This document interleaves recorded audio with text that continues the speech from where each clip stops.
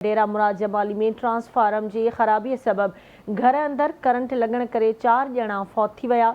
Short circuit थियण सबब एक ही घर जा 4 ॼणा करंट लगण सबब फौत थी विया। एक औरत ज़ख्मी थी आहे। फौतियुन में बहराम लोहड़ी, आबिदी, अब्दुल अज़ीम और अब्दुल कयूम शामिल आहिनि। लाशें ज़ख्मी अस्पताल मुंतकिल कया विया। अफ़सोसनाक वाक़ियो पेश आयो आहे। डेरा मुराद जमाली में ट्रांसफार्मर की ख़राबी सबब घर अंदर करंट लगण करे 4 ॼणा फौत थी विया। शॉर्ट सर्किट थियण सबब एक ही घर जा 4 ॼणा करंट लगण सबब फौत थी विया। एक औरत ज़ख्मी भी थी आहे।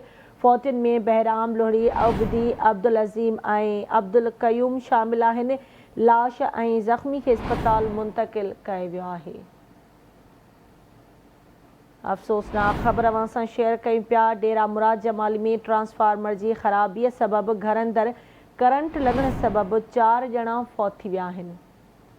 तफ़सील मालूम कंदासीं। जाफराबाद में आवाज़ न्यूज़ रिपोर्टर इनायतुल्ला हुर खां। जी इनायतुल्ला, कहिड़ा तफ़सील आहिनि अफ़सोसनाक वाक़े जा? जी इनायतुल्ला, जी इनायतुल्ला, आवाज़ अचे पियो अवां खे, आगाह कजो। हिन अफ़सोसनाक वाक़े जा कहिड़ा तफ़सील आहिनि? जी नासिन, असां कोशिश कंदासीं त असांजो राब्तो बहाल थी सके। अवां खे आगाह कयूं पिया। डेरा मुराद जमाली में ट्रांसफार्मर की ख़राबी सबब घर अंदर करंट लगण करे 4 ॼणा फौत थी विया।